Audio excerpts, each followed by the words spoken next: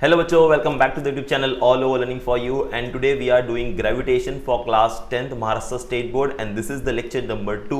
And in this lecture we are going to understand बच्चों that is Kepler's law, right? तो Kepler's law जो planetary motions के Kepler's ने law दिए थे, उन laws को हम यहाँ पे understand करने वाले हैं. इसका ऑलरेडी हमने फर्स्ट पार्ट अपलोड कर दिया. अगर आप लोग ने नहीं देखा है तो मैं आई बटन में देता हूँ, तो वहाँ पे आप जाके देख लीजिए, या फिर आप जाके सीधा जो है प्लेलिस्ट पे जाइए ग्रेविटेशन के चैनल में, वहाँ पे आपको ये वीडियो मिल जाएंगे.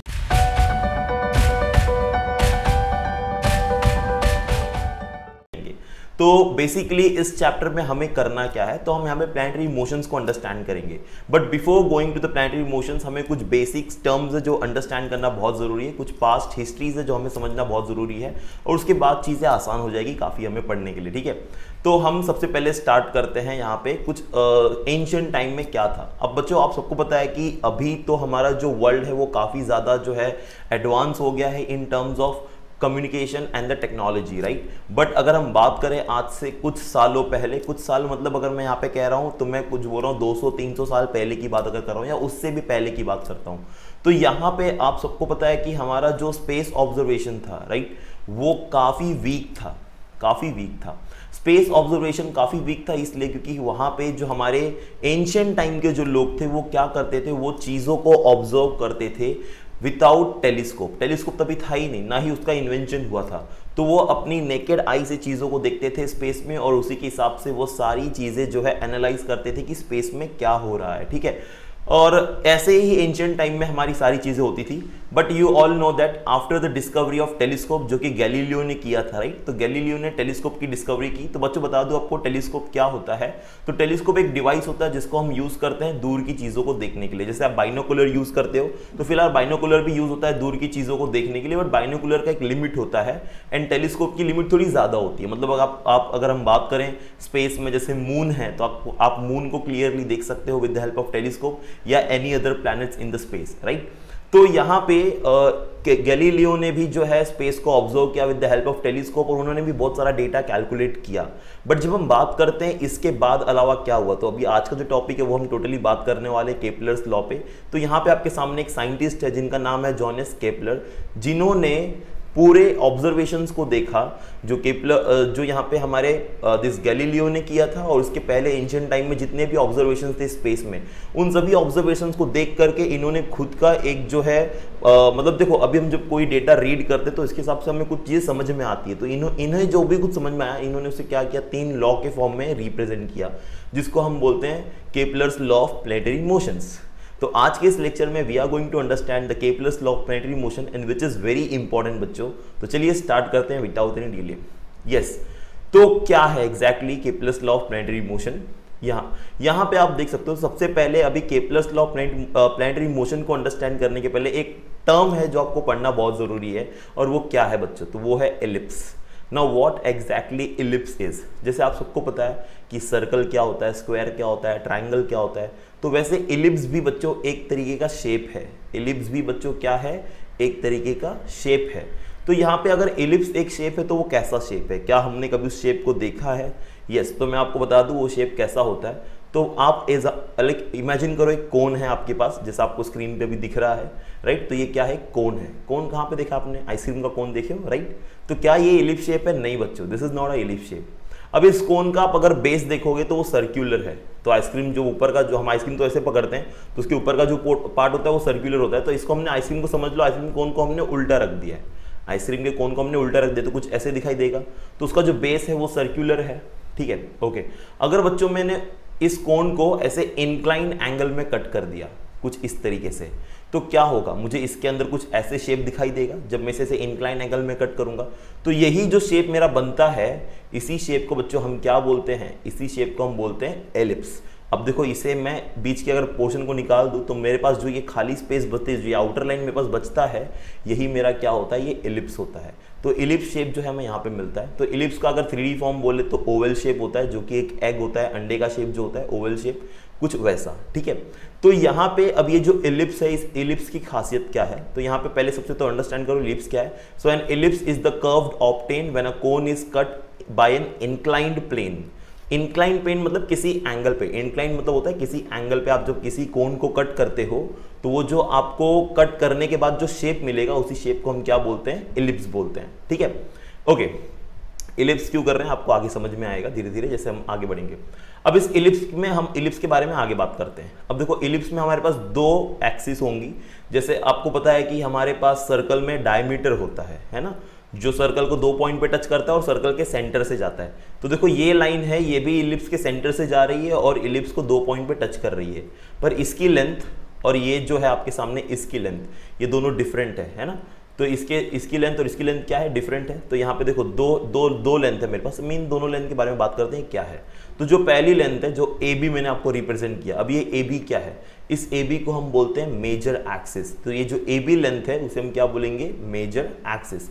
और जो हमारी ऐसी वर्टिकल लेंथ है जो छोटी सी है, राइट, जिसको हम क्या बोलते हैं यहाँ पे बच्चों, माइनर एक्सिस। क्या बोलते हैं इसे हम लोग, माइनर एक्सिस। माइनर मतलब छोटा, मेजर मतलब बड़ा, तो कुछ ऐसा आप याद रख सकते हो।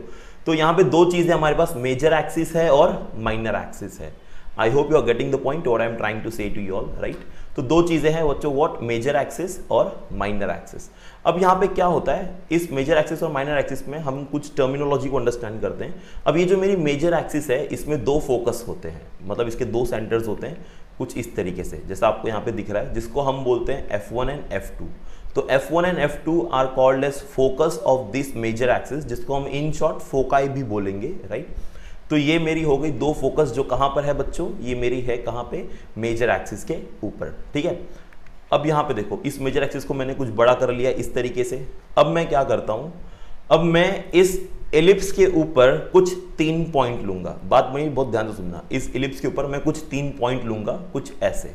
मैंने ये 3 पॉइंट लिए, मैंने आर्बिट्री कहीं भी पॉइंट ले लिया, जरूरी नहीं आपको कहीं मतलब स्पेसिफाइड पॉइंट पे ही पॉइंट लेना है, आप कहीं भी ये पॉइंट को चूज कर सकते हो। ठीक है, अब मैंने ये 3 पॉइंट चूज कर लिए, इनको नाम दे देते हैं, राइट, इनका नामकरण करते हैं। तो पी क्यू आर जो है ये इनका नामकरण हो गया, पी क्यू आर, राइट। तो that is the name of the 3 points. Points ये क्यों लिया हमने।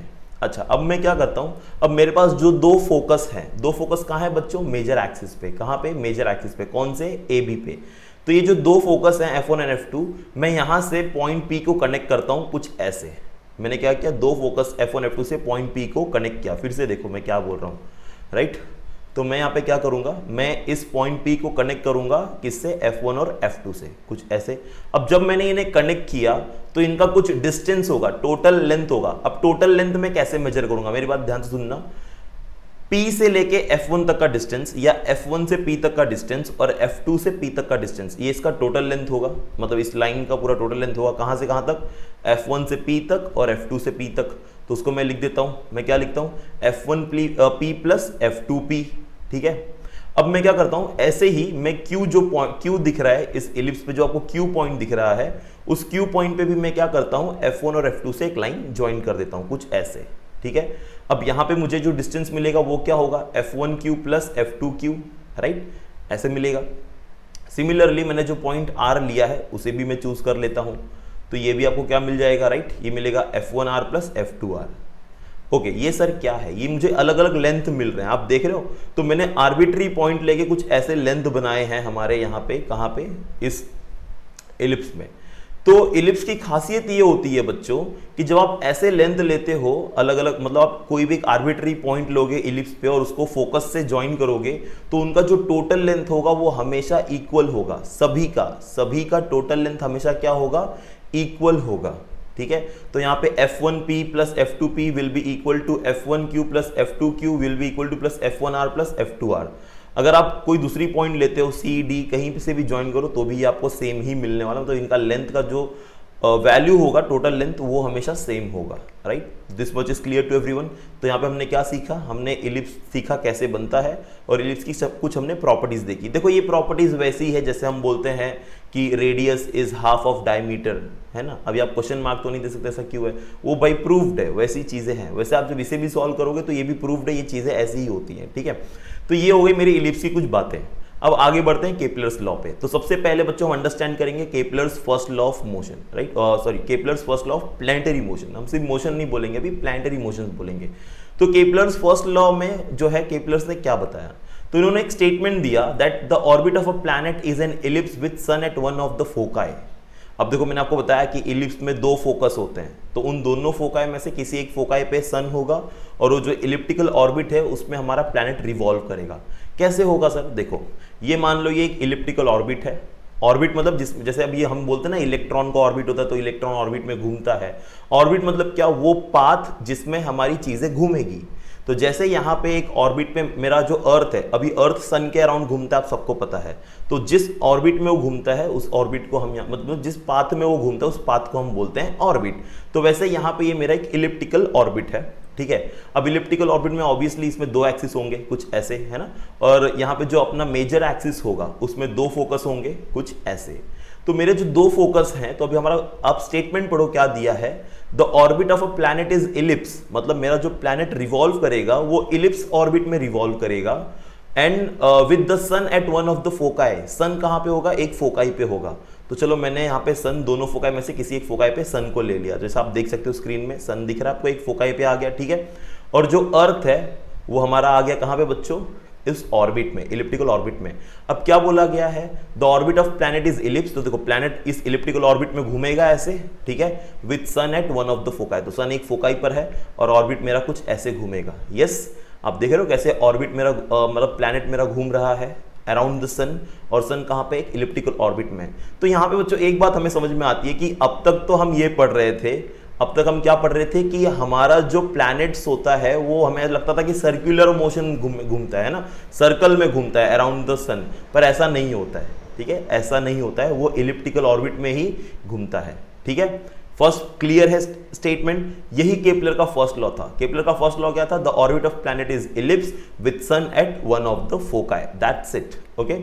तो चलो अब आगे आते हैं और आगे की पॉइंट अंडरस्टैंड करते हैं। तो यहाँ पे सेकेंड लॉ पे जाने से पहले मैं आपको कुछ चीजें और बताना चाहता हूँ, वो क्या है। अब केपलर फर्स्ट लॉ से ही आप जोड़ के देखो इसे, या नॉर्मल भी आप इन जनरल भी बात मान सकते हो इनके।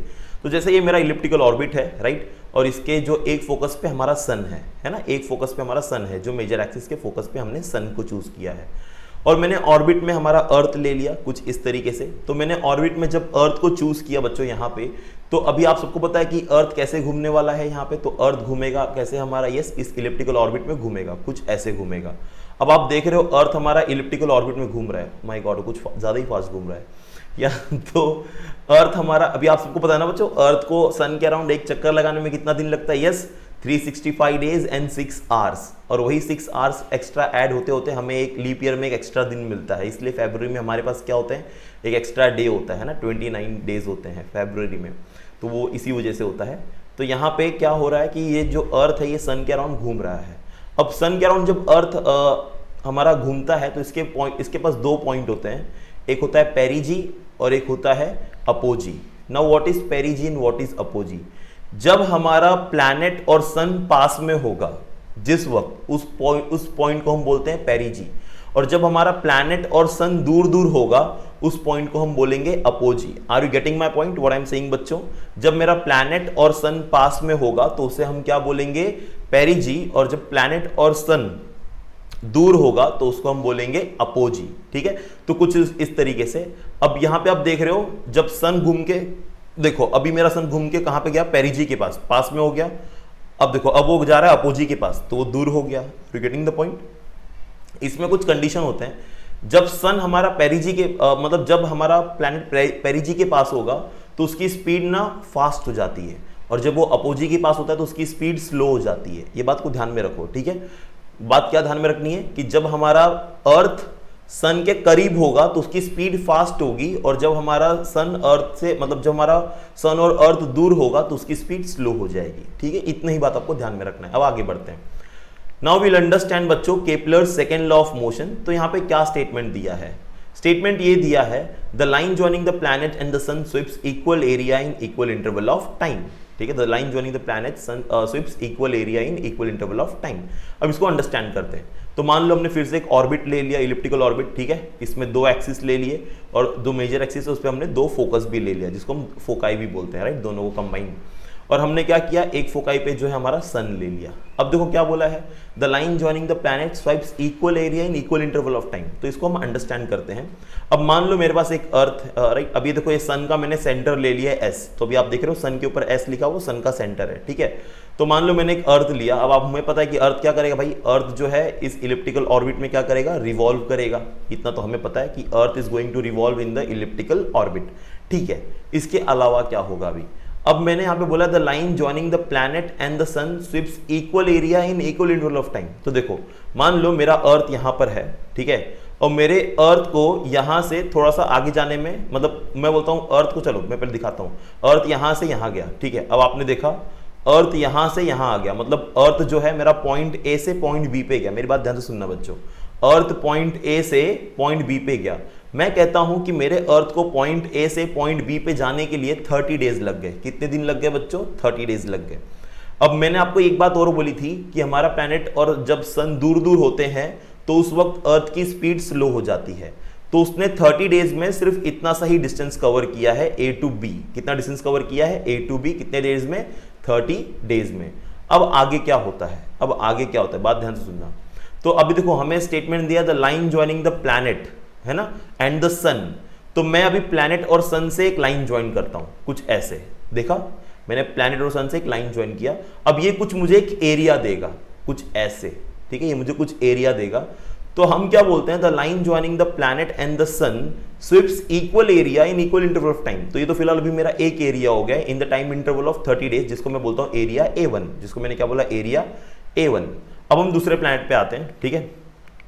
तो मेरा प्लैनेट देखो अब यहां से यहां गया, यहां से यहां गया। मैंने बोला वो सी से डी गया। कहां से कहां गया बच्चों, सी से डी गया।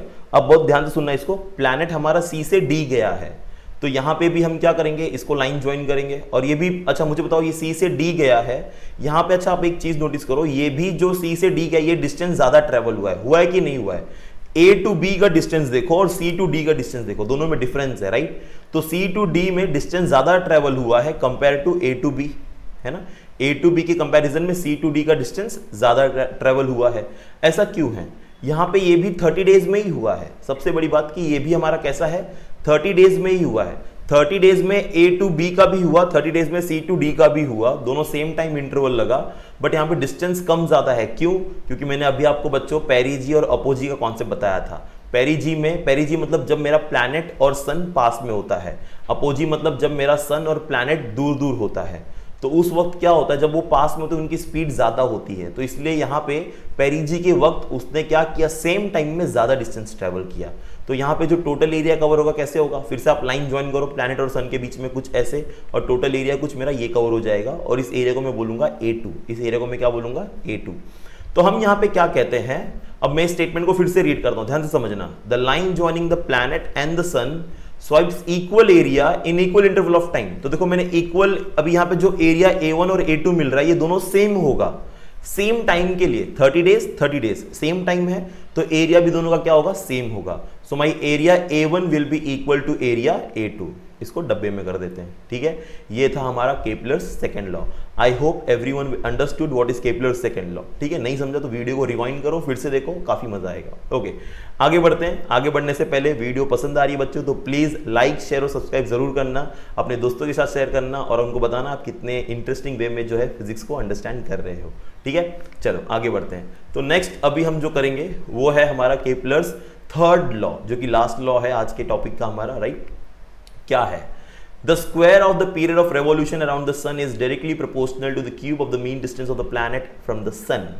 नहीं समझा, कोई बात नहीं, काफी बच्चों को यही लॉ नहीं समझता है, बताता हूं क्या है। फिर से अज्यूम कर लो हमारा इलिप्टिकल ऑर्बिट, उसमें दो एक्सिस ले लो और उसके एक फोकस पे हम क्या ले लेंगे, सन, राइट। दो फोकस है, दोनों फोकस में से एक फोकस पे हम सन ले लिए। इतनी बात क्लियर है, अब तक तो इसको बहुत बार कर चुके हम लोग, इतनी बात क्लियर है आई होप, राइट। चलो अब हम क्या करते हैं एग्जैक्टली, अब हम क्या करेंगे, अब हम क्या करेंगे, एक अर्थ ले लेंगे इलिप्टिकल ऑर्बिट में कुछ ऐसे। अब बच्चों मैंने आपको एक बात बताई है, मतलब कि ये अर्थ क्या होने वाला है, इस इलिप्टिकल ऑर्बिट में गोल गोल घूमने वाला है, ठीक है। ये अर्थ क्या होगा, इस इलिप्टिकल ऑर्बिट में गोल गोल घूमेगा। अब जब मेरा ये अर्थ गोल गोल घूमेगा तो देखो एग्जैक्टली क्या होगा इसके अंदर, ठीक है। तो पहले सबसे आप स्टेटमेंट रीड करो, क्या दिया है, square of its period of revolution. Square of period of revolution मतलब क्या है? The square of period of revolution. अब मुझे पता है कि हमारा सन जो एक ऑर्बिट में घूम रहा है, इलिप्टिकल ऑर्बिट में घूम रहा है, ठीक है। अच्छा, यहां पे पीरियड ऑफ रेवोल्यूशन का मतलब क्या होता है? मेरी बात ध्यान से सुनना, पीरियड ऑफ रेवोल्यूशन का मतलब क्या होता है, ठीक है। अब देखो मैंने यहां पे एक पॉइंट लिया ए, ठीक है। अब आप देखना, अर्थ पॉइंट ए से निकल रहा है, फिर पॉइंट ए पे आ रहा है, पॉइंट ए से निकल रहा है, फिर पॉइंट ए पे आ रहा है, ठीक है। फिर पॉइंट ए से निकला, फिर पॉइंट ए पे आया। तो यहां पे पॉइंट ए से निकल के फिर से पॉइंट ए पे आने के लिए जो उसको टाइम लगता है उसे हम बोलते हैं पीरियड ऑफ रेवोल्यूशन। इसका मतलब साफ है बच्चों कि हमारे अर्थ को सन के अराउंड एक चक्कर लगाने में कितना समय लगता है, दैट्स इट। तो हमने क्या बोला? The square of period of revolution. तो इसका मुझे स्क्वायर लेना है, मतलब ये जो टाइम पीरियड है, तो मुझे जो टाइम लग रहा है उसको मैं कैपिटल टी से डिनोट करूंगा, उसका स्क्वायर ले लूंगा, ठीक है।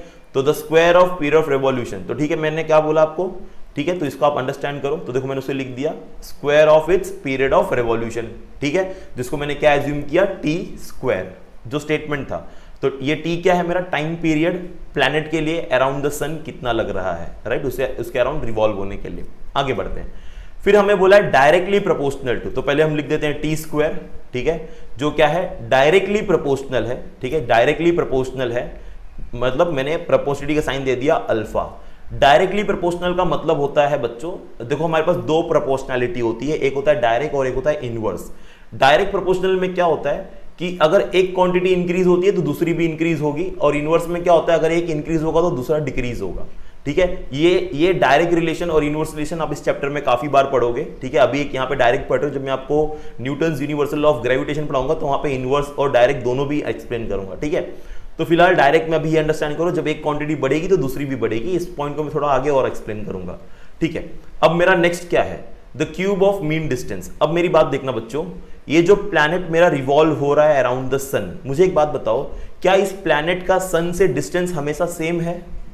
यस, नहीं सेम है, राइट। आप जानते हो कि हर बार प्लैनेट का डिस्टेंस अलग अलग है। क्यों? क्योंकि हमारा ये ऑर्बिट जो है ये सर्कल नहीं है। अगर ये सर्कल होता और हमारा सन सेंटर में होता तो हमारा डिस्टेंस सेम होता, क्योंकि रेडियस सेम होता है। बट यहाँ पे सन हमारा दो फोकाई में से किसी एक फोकाई पर है, तो इस वजह से डिस्टेंस क्या है हमारा? डिफरेंट होगा कुछ इस तरीके से। अगर मैं कुछ डिस्टेंस मेजर करूं, जैसे आप यहाँ पे देख रहे हो, राइट, मैंने कुछ लाइंस ले ली सन के सेंटर से और उस इलिप्टिकल ऑर्बिट में, तो आप देखो ये लाइंस जो मैंने लिया है, ये लाइंस आप देख रहे हो कि यहाँ पे कुछ अलग अलग डिस्टेंस की लाइंस है, राइट। मतलब डिस्टेंस मेरा यहाँ पे क्या है बच्चों? डिफरेंट है। तो मेरा जो रेडियस होगा, अब रेडियस तो मैं एक नहीं ले सकता ना, मेरे पास कई रेडियस है, तो मुझे क्या करना होगा? मुझे उनका मीन लेना होगा, एवरेज लेना होगा। क्या करना होगा? एवरेज लेना होगा।